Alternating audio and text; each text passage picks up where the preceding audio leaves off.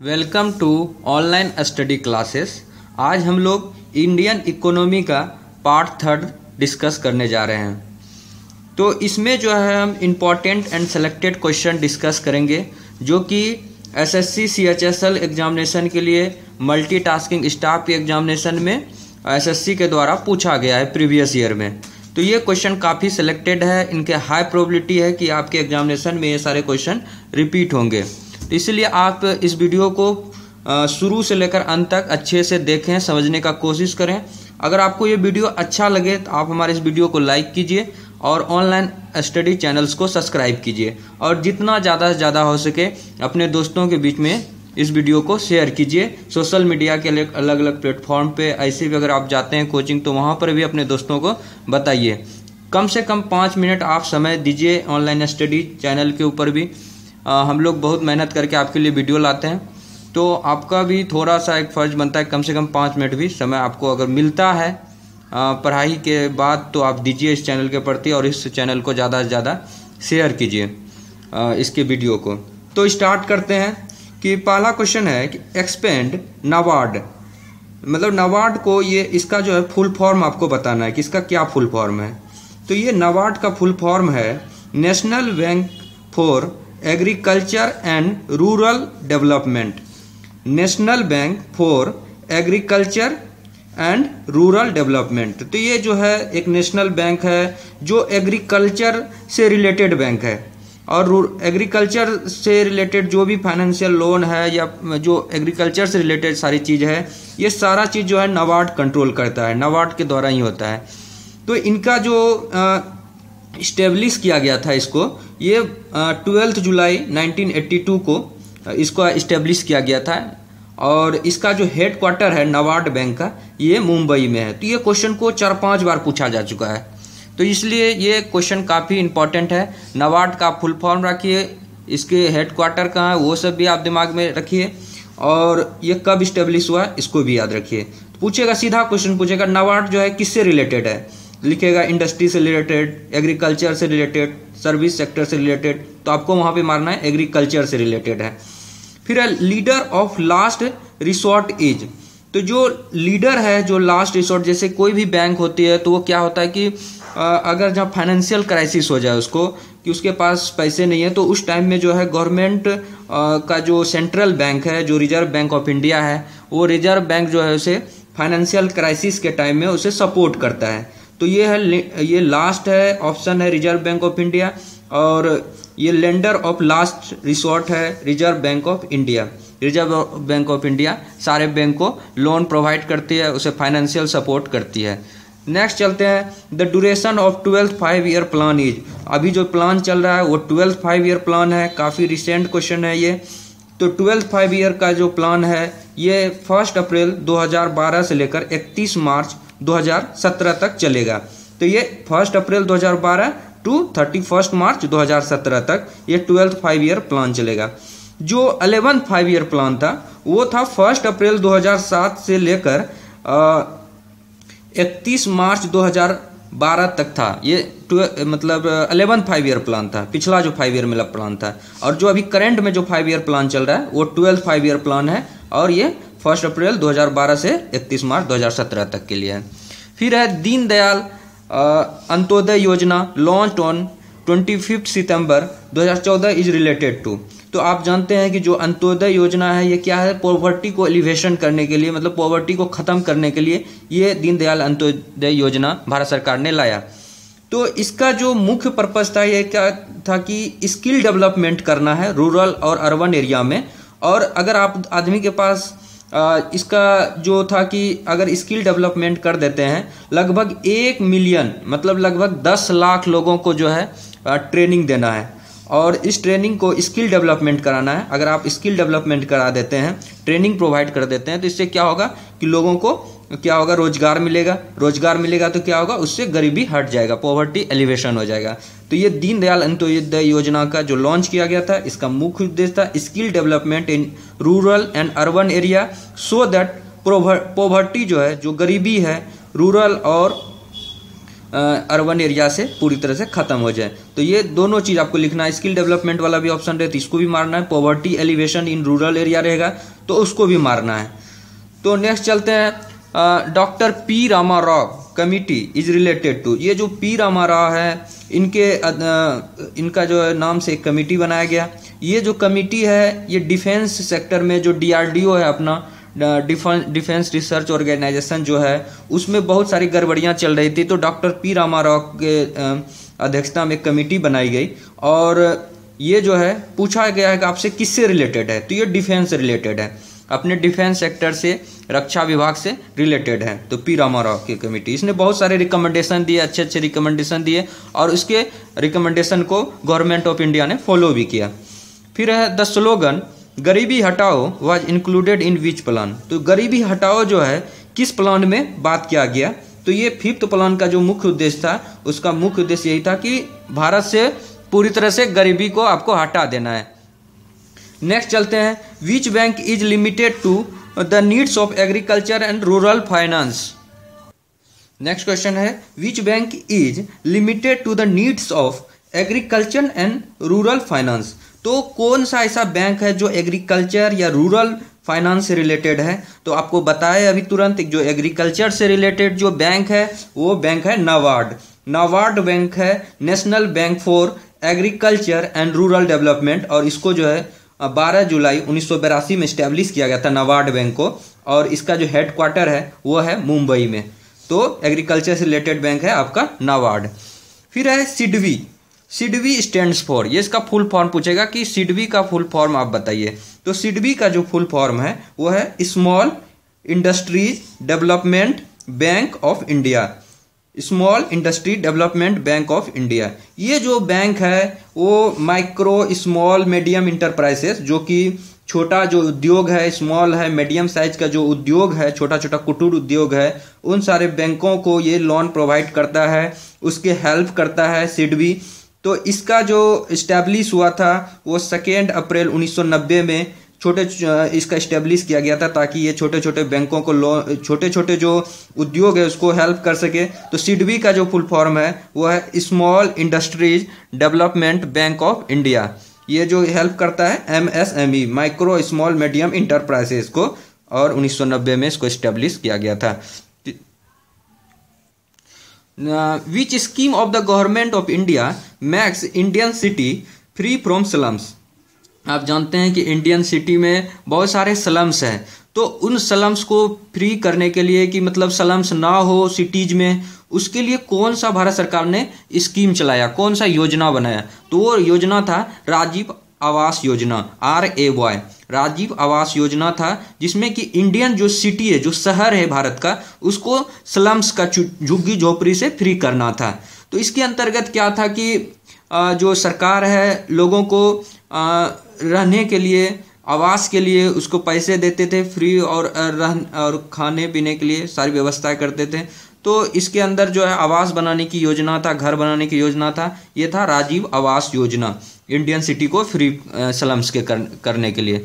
फिर है 1 रुपी जो नोट्स है आर इशूड बाय, हम इसके बारे में पिछले भी लेक्चर में डिस्कस किए हैं। जो 1 रुपी का नोट है वो जो है गवर्नमेंट ऑफ इंडिया के द्वारा जारी किया गया है।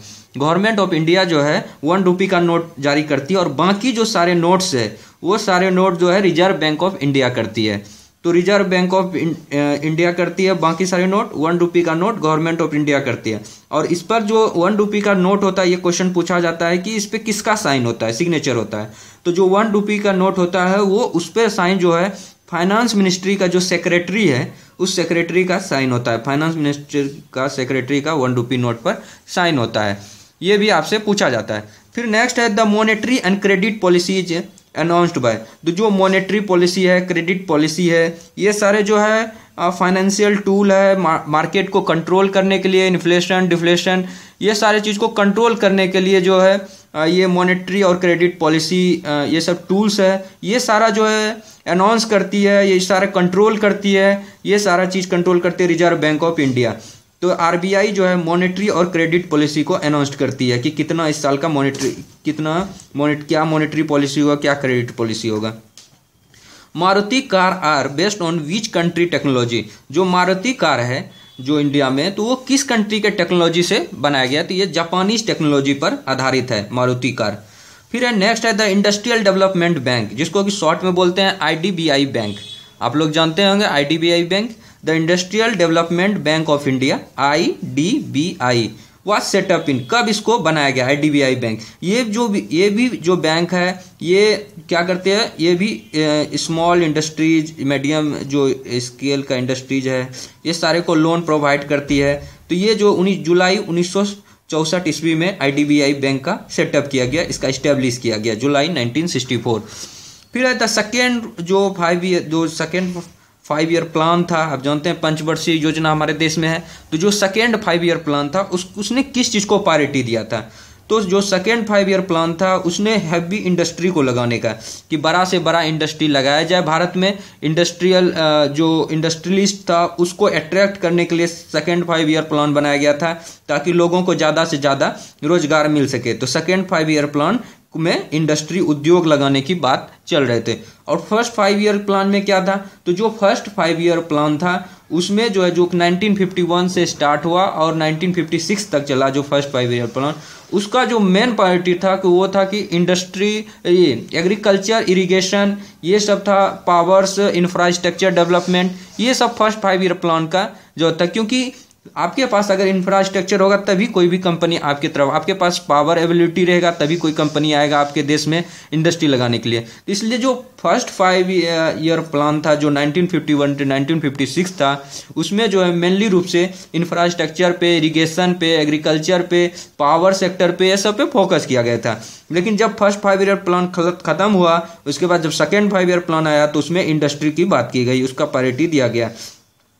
फिर है राष्ट्रीय कृषि बीमा योजना वाज इंट्रोड्यूस इन, जो राष्ट्रीय कृषि बीमा योजना है उसको कब इंट्रोड्यूस किया गया, तो ये किसानों की बीमा योजना के लिए है। तो फसल राष्ट्रीय कृषि बीमा योजना, तो ये 1999 ईस्वी में राष्ट्रीय कृषि बीमा योजना इंट्रोड्यूस हुआ। तो agriculture should serve as an instrument of income, livelihood and opportunity to the local community. कहता है जो लोकल कम्युनिटी है, जो लोकल जो लोग रहते हैं, उनके इनकम का सोर्स, उनके जीविका का सोर्स और उनके लिए अपॉर्चुनिटी जो है वो क्या है, एग्रीकल्चर है।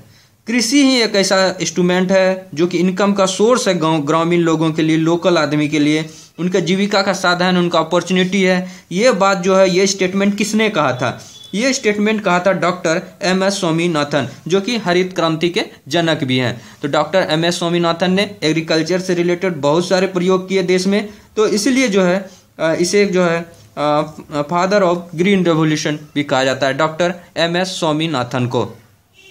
डायरेक्ट क्वेश्चन है कि इंपीरियल बैंक वाज कंस्टिट्यूटेड इन, कब बनाया गया इंपीरियल बैंक को, कंस्टिट्यूट कब हुआ, तो इंपीरियल बैंक जो है 1921 ईस्वी में उसको कंस्टिट्यूट किया गया। तो imperial bank was constituted in 1921। Which Indian industry is employing large number of worker, वो भारत का कौन सा इंडस्ट्री है, कौन सा उद्योग है जो लार्ज नंबर ऑफ वर्कर को एम्प्लॉय करता है, सबसे ज्यादा एम्प्लॉयमेंट देता है। तो इसमें देखिए 4 ऑप्शन दिया हुआ है, ये ऑप्शन दिया गया था SSC के पेपर में, iron and steel industry, textile industry, jute industry, sugar industry. तो इसमें जो है सही ऑप्शन होगा कि आयरन एंड स्टील इंडस्ट्री में सबसे ज्यादा जो है लार्ज नंबर ऑफ वर्कर को एम्प्लॉयमेंट दिया जाता है, तो आयरन एंड स्टील इंडस्ट्री होगा। तो जो largest component of national income in India, जो लार्जेस्ट कंपोनेंट है इनकम का इंडिया में, जैसे देखिए उसमें 4-5 ऑप्शन दिया रहेगा, एग्रीकल्चर सेक्टर, सर्विस सेक्टर और भी बहुत सारे दिए रहेंगे ऑप्शन। तो उसमें जो है लार्जेस्ट कंपोनेंट जो नेशनल इनकम का इंडिया में है वो है आपका सर्विस सेक्टर। सर्विस सेक्टर से सबसे ज़्यादा इनकम भारत को हो रहा है। फिर self reliance was main objective, मतलब खुद पर निर्भर होना है, आत्मनिर्भर होना है, ये जो है किस प्लान का ऑब्जेक्टिव था। तो हर एक प्लान का आपको बताया, जैसे सेकेंड ईयर जो प्लान था उसका जो सेकेंड प्लान था उसका मेन ऑब्जेक्टिव क्या था, इंडस्ट्री था। जो फर्स्ट प्लान था उसका मेन ऑब्जेक्टिव था इरिगेशन था, पावर था, इंफ्रास्ट्रक्चर था। उसी तरह जो है 6th जो प्लान आया, जो पंचवर्षीय योजना आया, 6ठी पंचवर्षीय योजना 6th प्लान जो आया, उसका जो मुख्य उद्देश्य था सेल्फ रिलायंस था, यानी कि आपको आत्मनिर्भर होना, ये मेन ऑब्जेक्टिव था। फिर the minimum support price for food grains were introduce in the year, जो मिनिमम कम से कम जो है इतना जो है सपोर्ट प्राइस जो है आपको देना है फूड ग्रेन्स के लिए, जो अनाज के लिए, ये जो है 1974 ईस्वी में जो है इंट्रोड्यूस किया गया है। Minimum support price for food grains, ये 1974 में इंट्रोड्यूस किया गया था।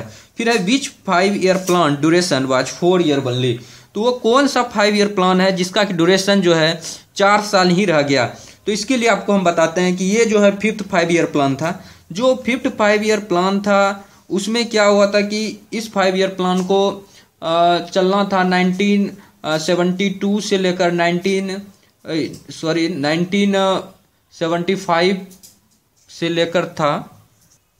जो 5th 5 ईयर प्लान था उसको जो है चलना था 1974 से लेकर 1979 तक।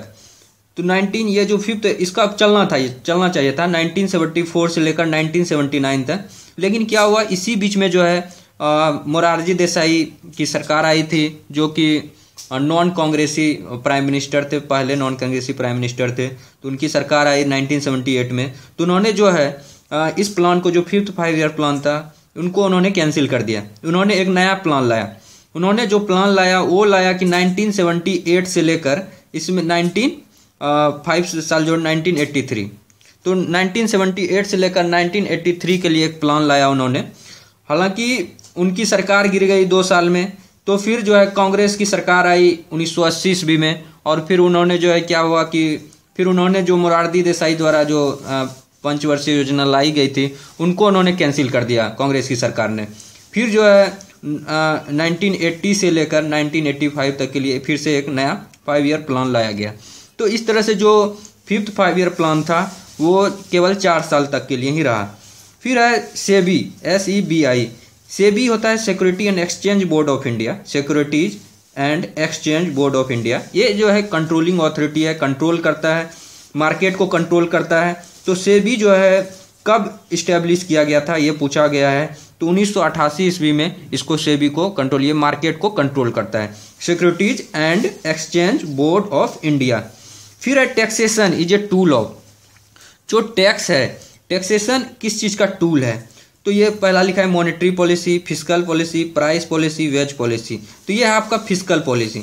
फिस्कल पॉलिसी इसलिए है, फिस्कल पॉलिसी उसको कहते हैं कि जैसे आप देखिए फिस्कल पॉलिसी में होता है कि जो कोई भी चीज़ आप गवर्नमेंट के लिए जो है आप जैसे टैक्स भरते हैं, आप जैसे कोई भी चीज़ सामान को खरीदते हैं, आप कोई चीज़ को मतलब कलेक्ट करते हैं मनी को, फिर मनी को क्या करते हैं कि आप स्पेंड करते हैं। तो इस तरह का जो एक पॉलिसी होता है उस पॉलिसी को कहा जाता है फिस्कल पॉलिसी। तो टैक्सेशन जो है एक फिस्कल पॉलिसी है।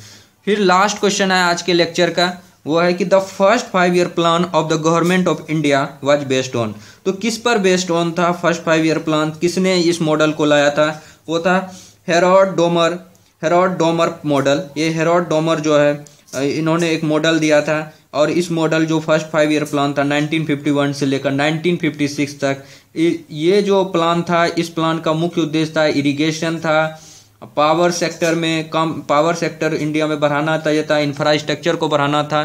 तो ये जो है हेरोड डोमर मॉडल के द्वारा फिर सेकेंड 5 ईयर प्लान आया, तो इंडस्ट्री पर बेस्ड था कि ज़्यादा से ज़्यादा हैवी इंडस्ट्री को इंडिया में लाया जाए सेकेंड 5 ईयर प्लान में।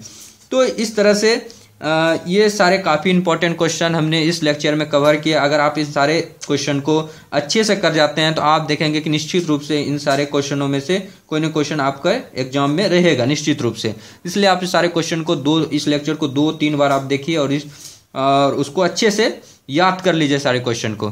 तो आज का लेक्चर यहीं पर ख़त्म करते हैं।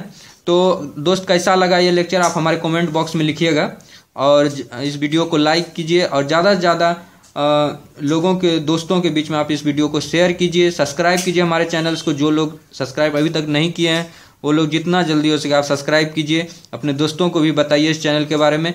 इस चैनल पर हम आपको बता रहे हैं कि सारे मतलब सिलेबस जितना भी है मल्टीटास्किंग स्टाफ का, SSC CHSL का, CGL का, इस सारे चीज़ का पूरा कंप्लीट सिलेबस किया जाएगा। और आपको हम एक डेडलाइन देते हैं कि आपका एग्ज़ाम अप्रैल में है, अप्रैल से पहले ही कम से कम एग्ज़ाम से 15 दिन पहले ही कम से कम आपका सारा लेक्चर सारा जो सिलेबस है वो कवर कर दिया जाएगा इस चैनल पर।